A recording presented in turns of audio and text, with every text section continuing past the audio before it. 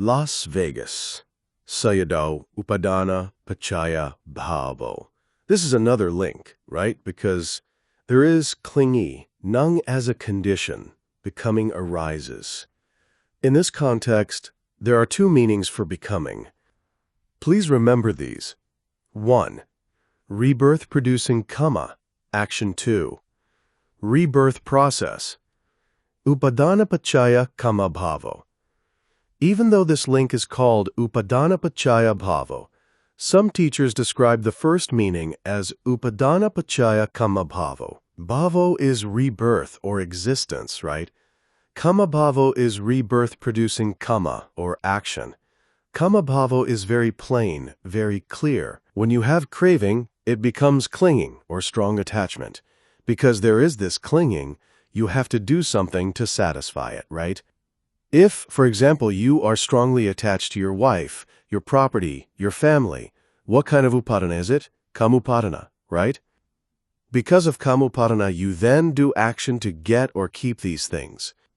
In the same way, if you're attached to a drug like heroin, you might do something like steal or rob someone to get the money you need to acquire the drug. Why would you do something like this? Because you're attached to the drug. This is Upādāna paccayā kamma bhavo. Dependent on this clinging, there arises kamma bhavo. You steal or rob someone to get the thing you're attached to. When you're attached to someone or something, you will sometimes do bad things to acquire them. If you're attached to a person, you might do something harmful to get or keep them, right? This is because of your attachment. This is because Upādāna paccayā kamma bhavo, right? Why does a person rape? Kamma bhavo. Why? Upādāna. Because they're very attached. See? People sometimes do horrible things to satisfy their craving and attachment. These are just examples, of course.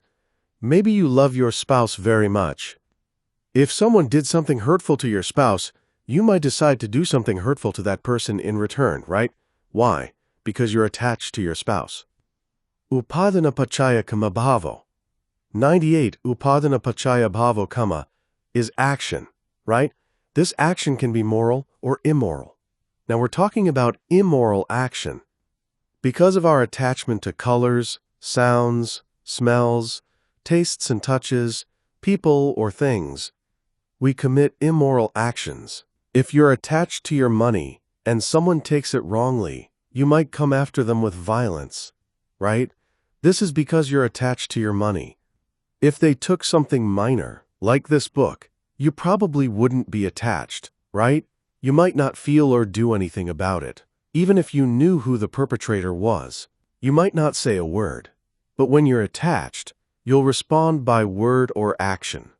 This means Upādāna paccayā kamma bhavo. In this case, it becomes an immoral action because there is kamupādāna, clinging to sense desires. Immoral actions result. What about clinging to false views? They become immoral actions too. We have many stories about this from the Jatakas, the stories of the Buddha's previous lives. But even nowadays, when you read a book, a newspaper, or watch the news on television, you will very clearly see illustrations of cause and effect, or dependent origination. Some people have wrong view. For example, they don't believe in karma. They don't believe that good or bad actions produce results. They strongly believe this way. Then what might they do? There are also those who don't believe in mother or father. Maybe they want their parents' money, so they kill them for the money. We've all heard stories about someone killing their parents for money, right? Someone wants to possess what their parents have, so they kill them in order to get it. We've read similar accounts of people doing the same to their husband or wife too. This happens because of wrong view. People fabricate bizarre rationalizations for doing bad things. A 50-year-old person might reflect on how life is so short that they should kill their parents now so that they might have their remaining 20 years or so to spend the parents' money. Strange, right? They don't believe that an act like this would lead to a rebirth in hell, where there will be suffering for a long time. If people didn't hold these wrong views, they wouldn't commit these horrible deeds. But because they do, and because they're attached to these wrong views, they do what they want, which is often quite awful. There's a story from the time of the Buddha that I'd like you to hear. 99, Las Vegas, Sayadaw. There was a king named Bimbisara. Bimbisara was a great friend of the Buddha. He used to listen to the Buddha's teachings and was able to gain the first stage of enlightenment. He became a stream enterer. Bimbisara had a son named Ajatasattu, who was friends with the Buddha's first cousin, Devadatta. We have many stories about Devadatta, but for now it's sufficient to say that he wanted to be the Buddha. One day, Devadatta said to Ajatasattu, "You're young, but so is your father. You want to become king, but how long until your father dies? If you kill your father, you will become king right away." Likewise, Devadatta determined that he could become the leader of the spiritual community if he killed the Buddha. This is wrong view, right? So what happened? They both committed great crimes. Ajatasattu killed his father, Bimbisara. And Devadatta tried to kill the Buddha but was not successful. He caused only injuries. But these actions were committed because they had wrong view. They did these things because Ajatasattu wanted to be the king, and Devadatta wanted to be the new Buddha. Later on, both of them went to hell. I want you to know these stories because they illustrate how wrong views become immoral behaviors. Even though Bimbisara was Ajatasattu's father, and the Buddha was the great Buddha as well as Devadatta's first cousin, these two men did terrible things. See? It's not just nowadays that these types of things happen. These things happened even in the time of the Buddha. People also do moral and immoral things founded upon their clinging to self-theory. Those who believe in Atta mostly do selfish things. This is because there's this tendency to think that you can do whatever you want with your life. Sometimes they do good things, of course, but even these good things are often done for the purpose of serving themselves. In other words, they do these good things in order to be prosperous or to be reborn in heaven in the next life. It's for these reasons that they practice generosity and uphold precepts, just as we do. But their karma arises because of ego. Karma includes both moral and immoral action, right? We study this in the second chapter of the second book. Do you remember when we studied the different kinds of karma? There's good and bad karma. Bad karma is killing, stealing, and so on. There are 10 types. These 10 types are committed via physical, verbal, and mental actions. We already studied this. As for good karma, this is when we refrain from 100 Upādāna paccayā Bhavo, killing and stealing, and instead do things like practice generosity, observe morality, and so on. This is good karma. When you have evil karma, there's this cycle of Upādāna paccayā Bhavo and Bhava paccayā jati. We'll study the latter later on, and you have to be reborn again. If we have evil karma, we get an evil and unhappy future existence. That is, there will be jati in an unhappy plane. But even if we have good karma, and this karma produces good results in a good plane, we still have jati, rebirth, right? If you have rebirth, you can't avoid aging, death, sorrow, lamentation, grief, despair, and so on. We already studied this, right? Birth is suffering, aging is suffering, death is suffering, sorrow is suffering, and so on. What does this suffering come from? It comes from clinging. When you want something, this is clinging. Clinging comes from craving. Craving comes from feeling. If you don't stop feeling, there's tanha, upādāna, kamma bhavo, jati, jara, marana, soka, parideva, dukkha, domanassa. See? All of this suffering will arise. So it's necessary to replace these things by using your mindfulness and wisdom to be aware of every object. Whatever appears to your 6 senses, try to see their nature. If you know their nature, what will you see? You'll find only the arising and passing away of these experiences. You will see just impermanence, suffering, and impersonality. You will see that pleasant and unpleasant feelings just arise and then pass away instantly. You'll see this. When you see this, you will not delight in feeling as it arises. you will not crave feelings because you have seen their nature. And then, you will free yourself from all kinds of suffering. It's because there's no craving that you're then free from all kinds of clinging. This means that you're free from all kinds of suffering. This is why it's very, very important for all of us to be aware of whatever we see, hear, smell, taste, touch, or think. We need to be aware of every physical activity and mental process throughout each and every day. If we lack mindfulness and are unaware of these experiences, we will be unable to stop craving right away. If we can't stop craving, it becomes clinging. Clinging becomes becoming. This karma, becoming, becomes rebirth, jati. Once you start rebirth, you can't escape aging, death, sorrow, lamentation. You can't stop these kinds of suffering. Today, I would like for all of you to understand that our karma, action, may be wholesome, or it may be unwholesome. Regardless, it comes from clinging. Our clinging comes from craving. This is all very clear in the case 101 Las Vegas Sayadaw of unwholesome actions. Right? But in the case of wholesome actions, why do we also say that this is suffering? Because even wholesome action is connected to craving something in the future.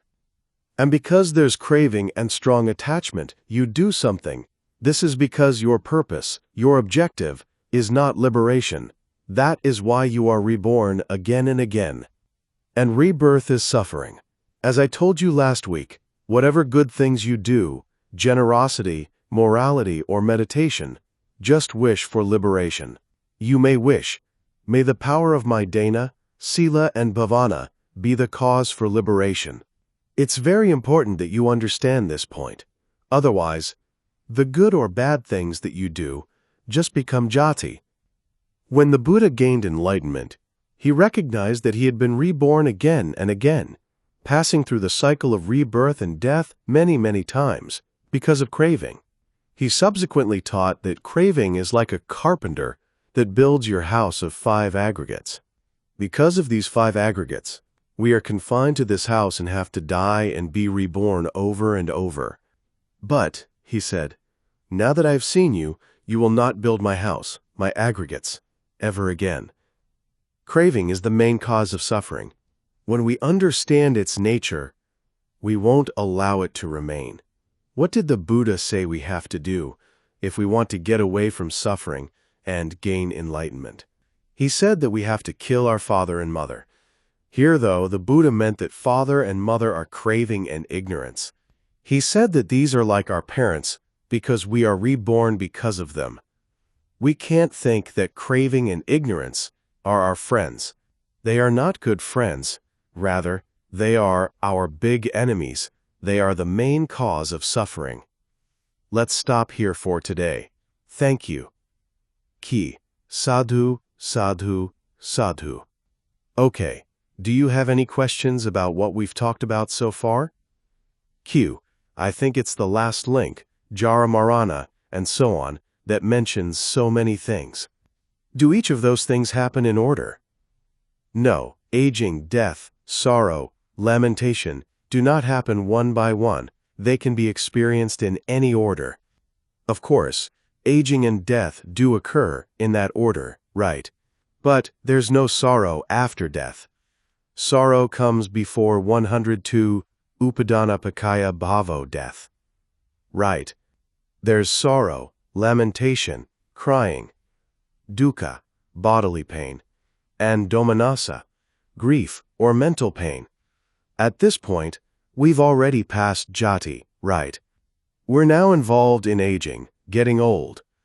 It's like we're at the second stop on this bus, right? We'll keep riding this bus until the final stop. Q. Sometimes spiritual traditions talk about great masters as if they're immortal beings. Is that possible for some of them? No immortal beings exist.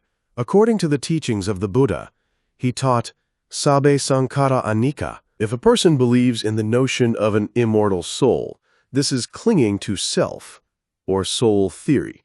There is no such thing as an immortal being. A A person may have a very long life, to the extent that we think he may be immortal, but he's not immortal. He just has a long life. We've studied about Brahma, right? These beings have lifespans of many, many eons. People sometimes think of these beings as gods or holy beings, right? We've studied the 31 planes of existence. Beings in the 4 formless spheres have mind but no matter, right? And beings in the mindless plane have body but no mind. Accepting these 5 planes, beings in the remaining 26 planes of existence have both mind and matter. They have bodies, right? Although they do, we can't always see them with our physical eyes. We need to gain celestial eye to see all of these beings. With celestial eye, we can see them. The stories tell us about holy beings in other planes who protect buildings containing Buddha statues or Buddha relics. You need to gain supernormal power, that is, have celestial eye or celestial ear, to know that they're there. But when you do, you do. Your question pertained to whether there are immortal holy beings. In Buddhism, we don't accept that notion. We reject it. If you accept it, it's atta. It's ditthi. It's self-delusion. When we lack the ability to see, we don't know that some beings have no body and only mind. Sometimes, beings like this may come to disturb us as we sleep. We can sense their presence, even if we can't see them. They're not immortal beings, though. Those with psychic powers can see beings like this. Q. Do some people live for hundreds of years? In India, there's supposed to be someone who's been alive for hundreds of years. 103 Las Vegas Sayadaw in Japan, and in our country too. There are beings who can live for over 100 years. Today is the 20th of June, 1999. Last week, we discussed tanha paccayā Upādānam, which means that dependent on craving, there arises clinging. How many types of clinging are there? 4. There is clinging to sense desires, clinging to false views, clinging to evil precepts and practicing like a dog or a cow, and clinging to self-belief. Because of this clinging, we do something. In other words, kama arises mentally, verbally, or physically. But it's not only that kama arises because of these 4 kinds of clinging. Today, I want to talk just a bit more about Upādāna paccayā kama Bhavo. Dependent on this clinging, there arises kama. Sometimes, this kama depends on superstitious beliefs too. Sometimes people commit bad deeds because of superstitious beliefs, right? If you read the Jatakas, these are the tales of the Buddha's previous lives. You can see many stories talking about this. And these kinds of beliefs exist even today. Dependent on superstitious beliefs, we can commit crimes or other evil deeds. One of the Jatakas talks about a dream that a particular king had. The king felt that the dream didn't bode well for him, and he was very concerned. He wondered if something bad would happen to him soon, thinking that perhaps he would die. He worried about his life and his power. He sought out a very famous astrologer. People still do this even today in different parts of the world, right? And told him about the dream. What will happen to me? Is this a bad omen? The fortune teller explained that this was an important sig-en, and that he needed to take immediate action to save his life and prosperity. We've heard about fortune tellers talking like this, haven't we? The fortune teller went on to explain that the king needed to kill 9 people, 9 elephants, 9 horses, something along these lines. He needed to take these lives and offer them as sacrifices to the gods. Then, the astrologer promised, you will be happy, you will be out of danger. Believing the fortune teller, the king made arrangements to have these beings killed. Where did this all come from? Superstition, right? 104 Upādāna paccayā Bhavo. Nowadays, especially in countryside villages, some houses and properties have bees. The villagers will see a beehive at their house and think, this is not a good omen. Maybe my family will die. This is superstitious belief. But what do the villagers sometimes do? They burn the hive and kill the bees. Because of these superstitious beliefs, they commit evil deeds. In some countries, people believe in things like curses, too. A person might go to a market in the early morning and see a low-class man, maybe a beggar. Oh, what an unlucky day it is. It's not good to see a beggar so early in the day. Who knows what sort of abusive action they could potentially take toward the beggar? Why might they do something bad? Superstitious belief. I'm sharing these images because I want you to know that this kamma bhavo, this evil action, does not only come from sense desire, false belief, and so on.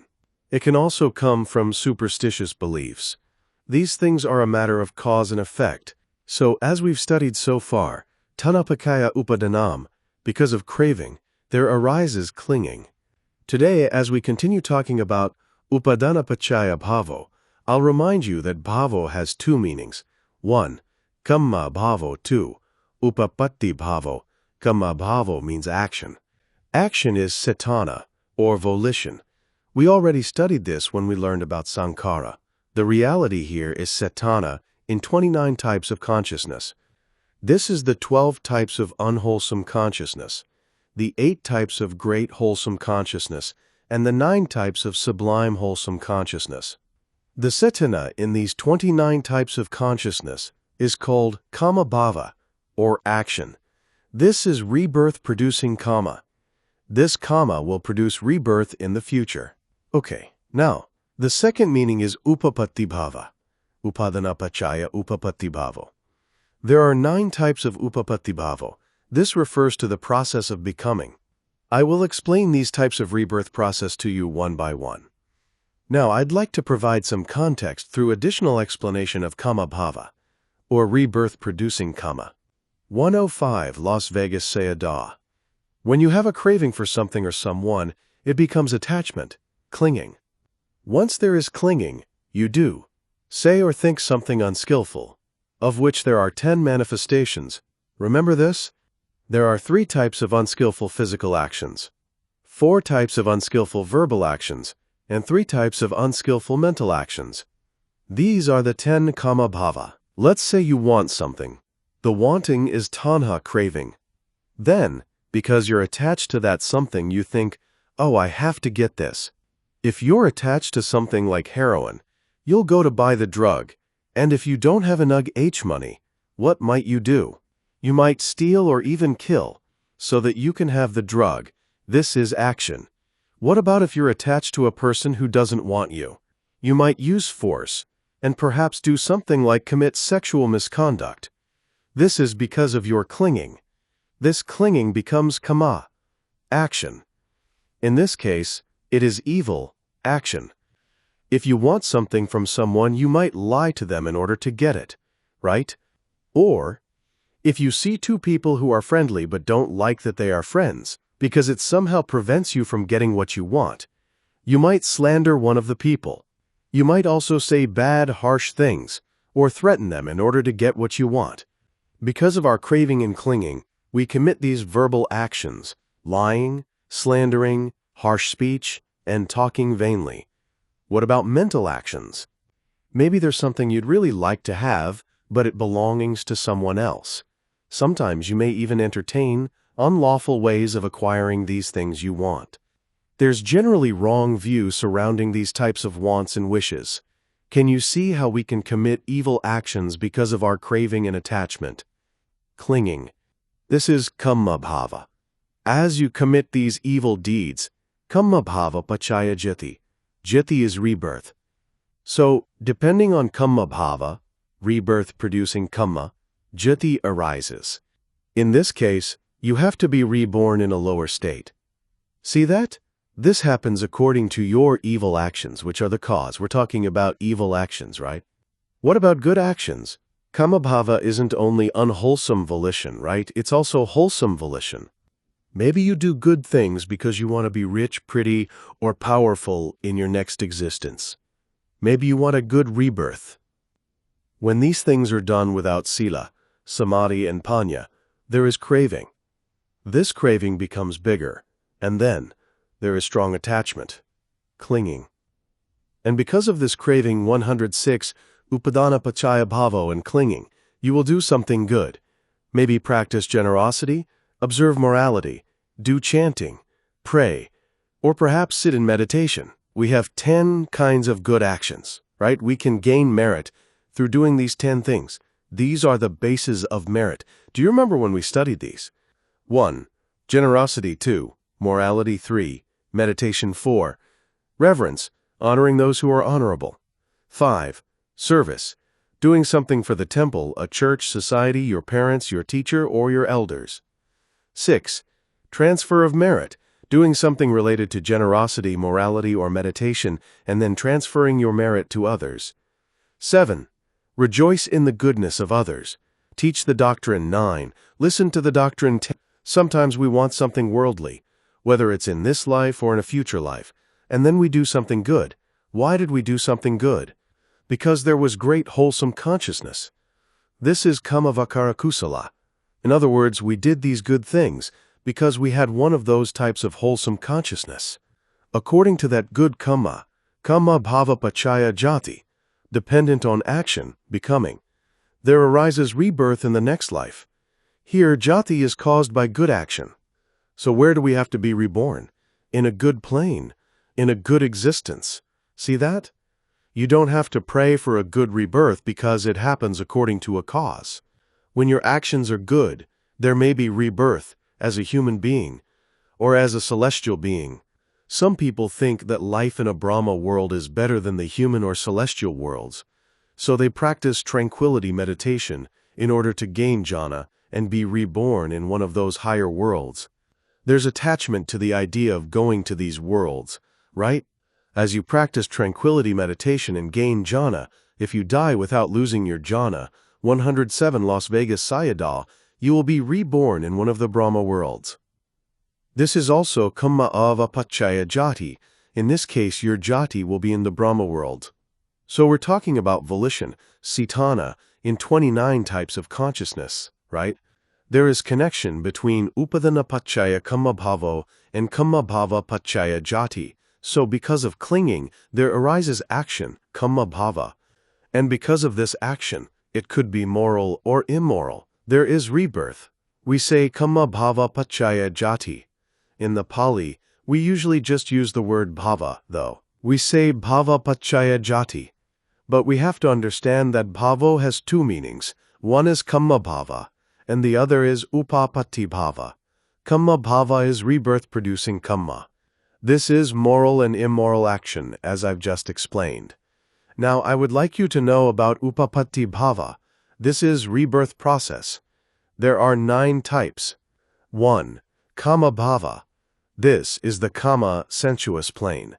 There are the 4 woeful states, the human world, and the 6 celestial worlds.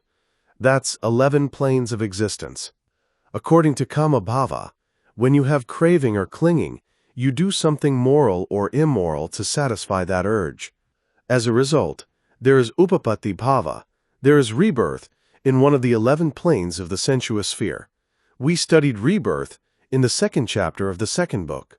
If your actions are immoral, there is rebirth in a woeful state. If your actions are moral, there is rebirth in a blissful sensuous plane, namely the human world or one of the 6 celestial worlds. This is kama bhava.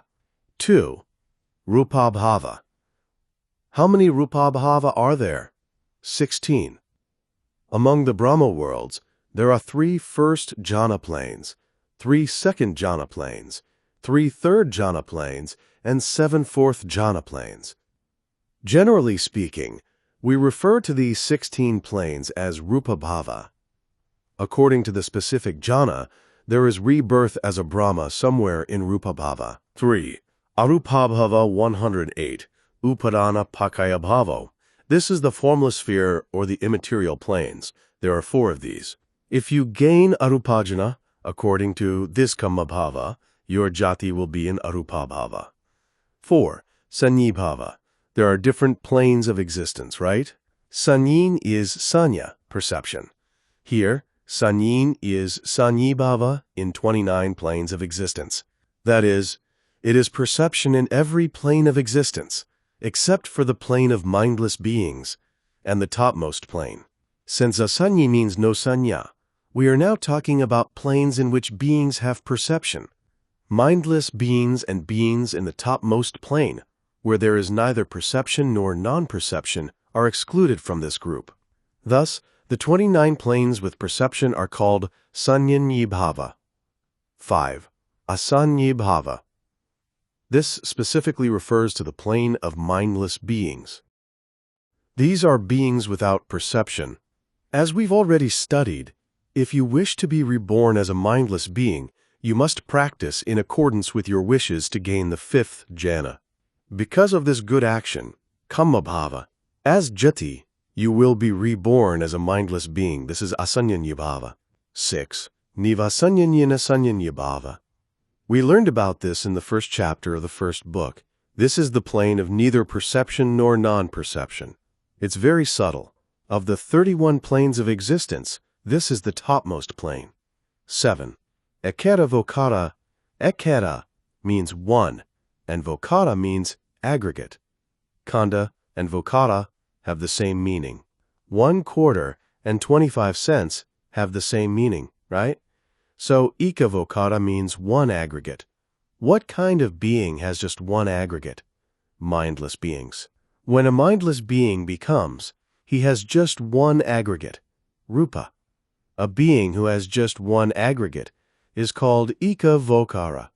8. Katu vokara 109. Las Vegas sayadaw katu means 4, and again, vokara is aggregate. This is a being who has 4 aggregates. They have mind, but no rupa. Specifically, this is referring to formless existence. 9. Panka vokara bhava. Panka means 5. Vokara is aggregate. This is beings who have 5 aggregates. In what planes are there beings with 5 aggregates? These are the 26 planes that don't have mindless beings or formless beings. These 26 planes are called panka vokara bhava. Beings in the 4 woeful states have 5 aggregates, as do human beings, beings in the 6 celestial planes, and those in the 16 rupa brahma planes, excluding the plane of mindless beings. Beings in those 26 planes have 5 aggregates. Here, the meaning of upapatti bhava is concerned with different planes of existence. We call this the process of becoming, or becoming process. Q. I have a question. Can a being without a body have Vedana? Can a being from the formless realm have feeling? Yes, they have Vedana too, but it doesn't regard the body. Their feeling only regards the mind. Every type of consciousness that can possibly arise will always have a Vedana associated with it. What kind of Vedana might it be?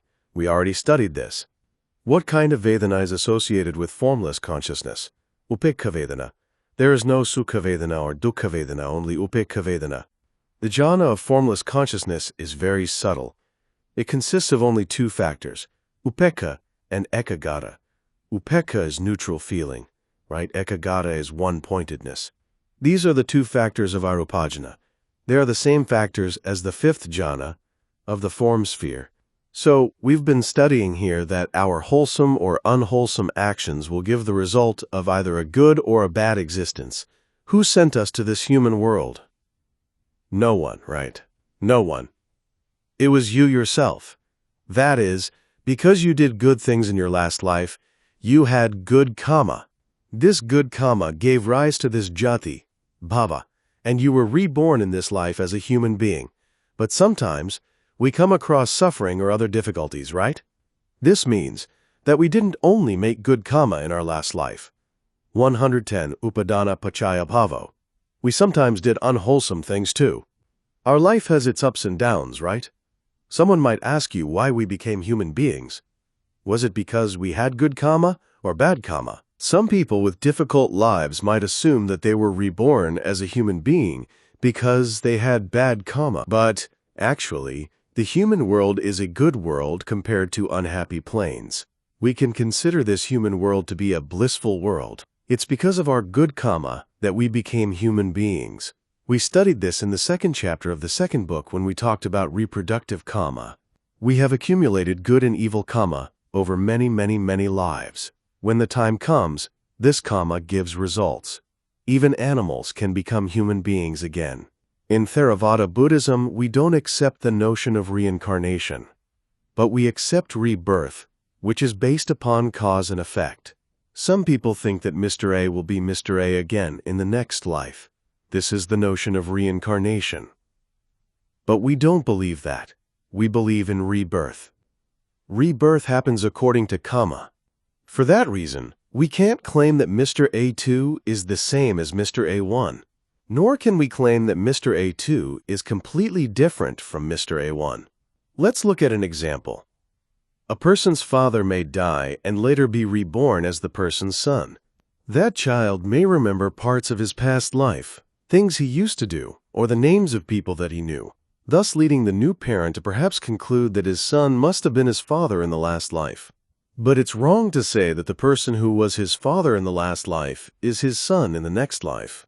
What I mean is, it's incorrect to think of your new son as being your father. It's not the same person. But you can't say it's a different person either, right? No, because it's a matter of cause and effect. When we studied Sankhara Paccaya Vijnanam, we looked at examples of how a given cause will give rise to a person becoming as they do. There's a cause, right?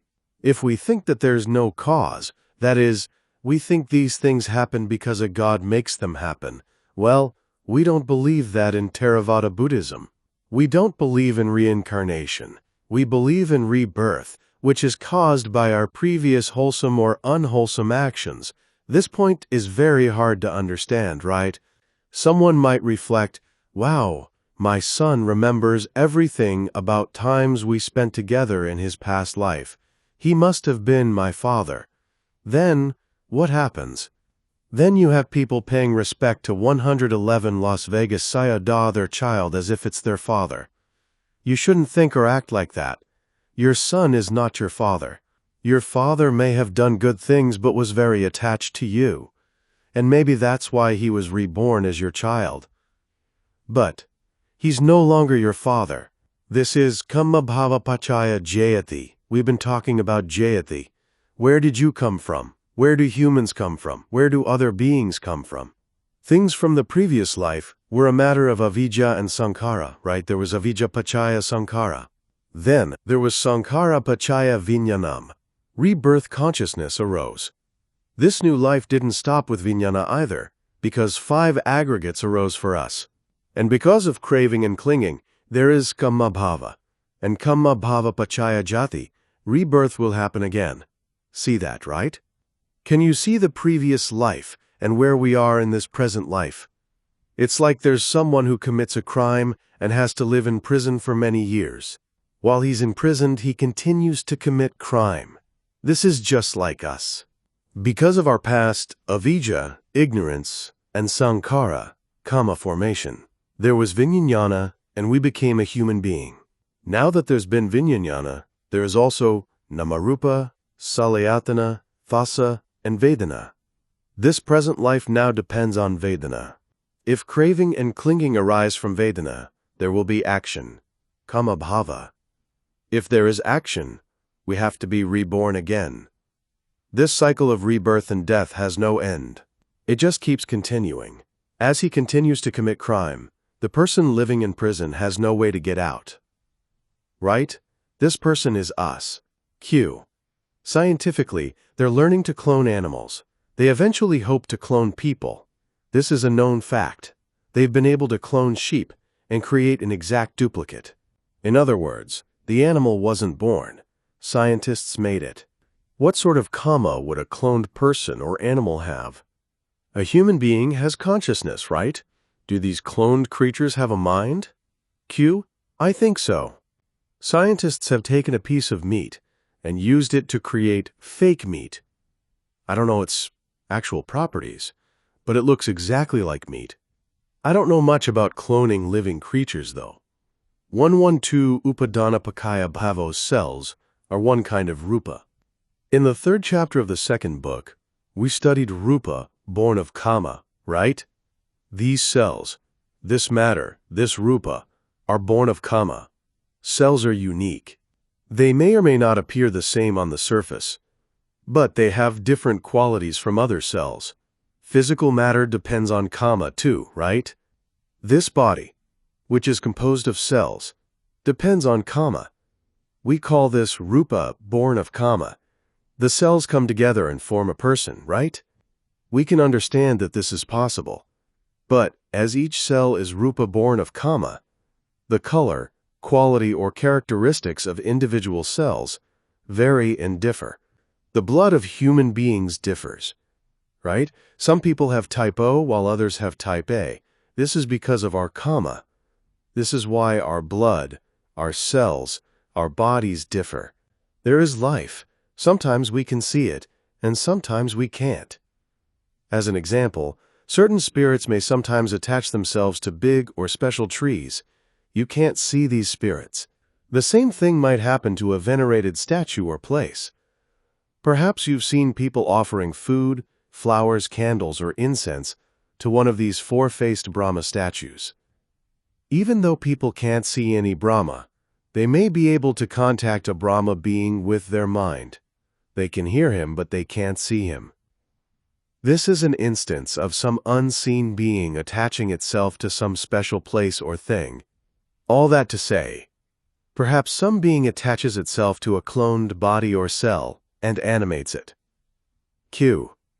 Cloning seems wrong to me. I've heard that cloned animals age very, very quickly. It's not normal. Although they look exactly like the sheep they were cloned from, the aging process is different. I know a lady who is alive right now even though she's been in a coma in the hospital for 6 years. She just lies there, sleeping without ever moving in any significant way. She hasn't woken in 6 years. The way I see it, it's the woman's body lying there sleeping, but her mind is gone. It's not really the woman. She's already gone, but some being has attached to her. She's still alive, but it's been 6 years since she's done anything. Q. Do you mean that she still has life faculty but no heart? She still has breath, but she doesn't know anything. 113 Las Vegas Sayadaw Q. Could the mind leave that body and still be alive? By my way of thinking, her mind has already been reborn in another existence. Yet another being, maybe a ghost or a spirit, has attached to her and is keeping her alive. Every day, she just lies there asleep. Q. From an ethical point of view, what do you think of life support? This lady has no life support, but she's still alive. Her daughter and son have said, "Mom's already gone." They don't see this figure as their mom anymore. It's her body, but the mind is gone, and some other being has moved in, so to speak. Just like us, this being is hungry and looks for food every day, right? Well, doctors and nurses nourish the body. The spirit might be staying around for food. Q. Are you saying that a being without a body may have attached to her? What I'm saying is that some being, a spirit, attached to her and is using her body. We can't see this being, but this is a possibility. Unseen beings can attach to the bodies of others. This happens sometimes. It's very interesting when it does. I don't know if you've experienced this yourself, but a person can attach to your body too. A Chinese person might have a spirit from India attached to their body and then start speaking through them. The Chinese person may suddenly start talking like an Indian person. Have you ever heard of this? It's your body, but they're using it. After they're finished talking or singing or whatever they're doing, they leave. See? Other beings can come to you and use your body temporarily. Have you heard of this? I've personally witnessed this many, many times. It's unbelievable. Even though the person is not Indian and doesn't understand Indian languages, they suddenly start speaking the language. Q. Is there something the person has done to make himself vulnerable to something like this happening? No. Maybe the spirit just came on its own.